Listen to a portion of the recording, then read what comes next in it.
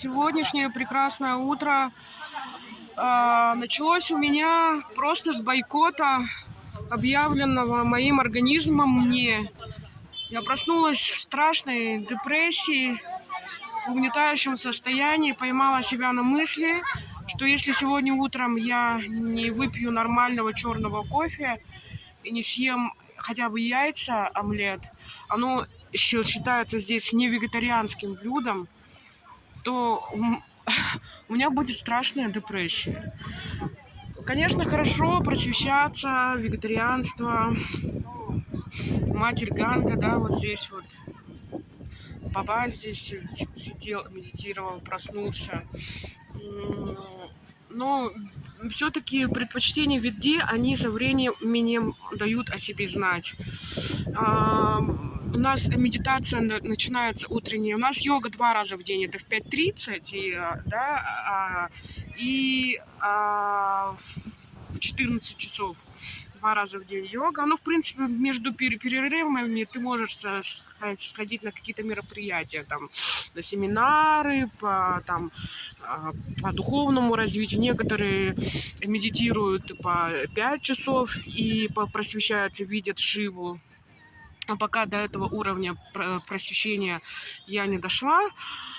Вот. И сегодня вот встала в 5:30 и поняла, что я не хочу ни на йогу, ни на медитацию, вообще никуда не хочу. Я хочу кофе черный, нормальный, американо просто. Крепкий кофе и на завтрак съесть омлет или жареную яичницу.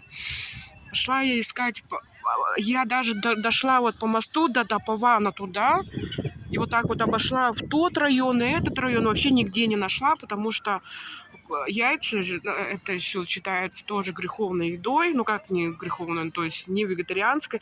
Молоко тоже можно редко где найти. Это вот соседний здесь джут-центр есть, там делают милкшейки на основе не соевого молока и кокосового, а нормального коровьего молока. Там прям таки написано коктейли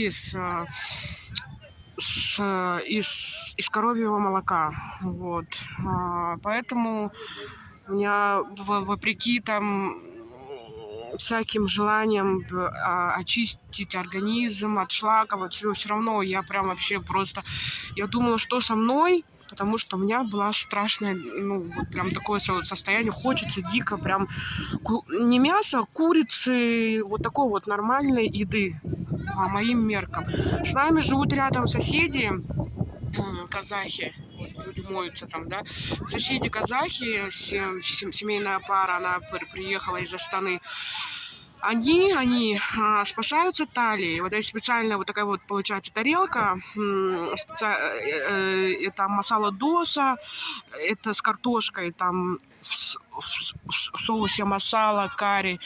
Ну вот их соуса мне тоже не зашли. Я не могу есть этот тали, я не могу есть вот этот вот соус масала, карри, и поэтому картошка тоже, ну вообще не получается. Спросите вы, почему не приготовить еду, потому что в шеках, ой, не в шеках, господи, в ашрамах нельзя готовить, да, в комнатах и вообще там везде.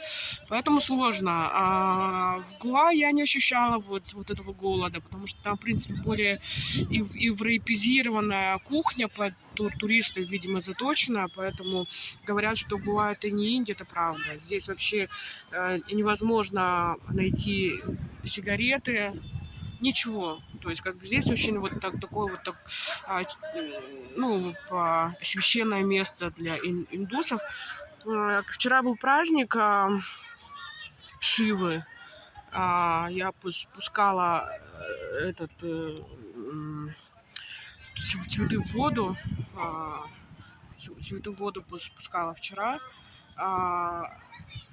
И когда я спустилась к реке, я окунула ноги, мне сказали, что прям это грех, типа надо только рукой,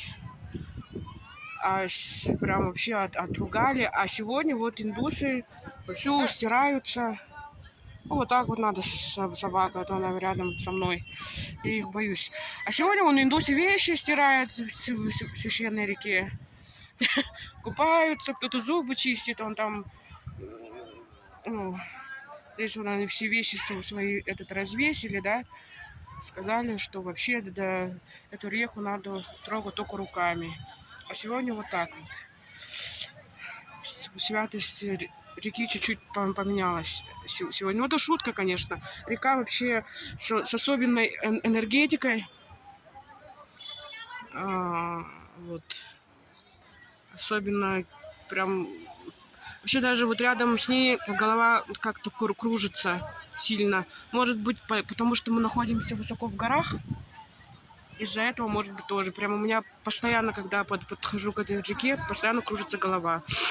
Вот, жду я сейчас 11 часов, чтобы пойти поесть в непальском кафе. Вот там есть вдоль моста пройти, вот так нашли мы вчера. Там у них тоже, правда, все вегетарианское, но можно у них заказать суп. Это суп с лапшой, как бы. Оно более и вкус такой, как будто с курицей, они, походу, не пальцы, все-таки что-то какой-то бульон варят с курицей втихаря, там, получается, тайком. Но он реально, вот, я уже второй день тусуется в этой кафешке. Вот. А что вы хотите от места, где даже вот эти вот пакеты, я купила гуаву с утра, уже сейчас, получается, съела, да, они даже, не пакетированные, не пластик, а бумага. Не бумага, скажите мне, что-то органическое. Надо спросить, из чего у них эти пакеты. У них ложек нет. Все руками. Простите меня, в туалете нет бумаги, все водой, да, салфеток нет. Я была в шоке изначально. Оказывается, это потому, что это загрязняет окружающую среду. Вот так вот. Мужчина что-то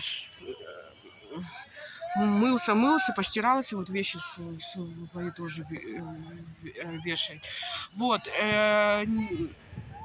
И вилки, ложки все деревянные, если просить. Трубочки тоже все такие бумажные. Ну, то есть все типа органик. Вот такие вот дела. Правда, собаки здесь очень злые, не такие, как в Гоа. В Гоа очень добрые такие собачки. Видимо, из-за того, что их тоже не кормят мясом, они очень злые. Прям они могут кидаться. Их здесь очень много. Так же, как коров. Но коровы это то, что ладно, но у них надо опасаться вот таких больших буйволов. Они даже вот рассказывали, что они как-то вот напали на туристку. Вот одну растоптали ее. Манкис, обезьянки, надо смотреть в оба. Они прям могут отобрать и телефоны, и сумки. И залезть вот так к себе на дерево. Вот.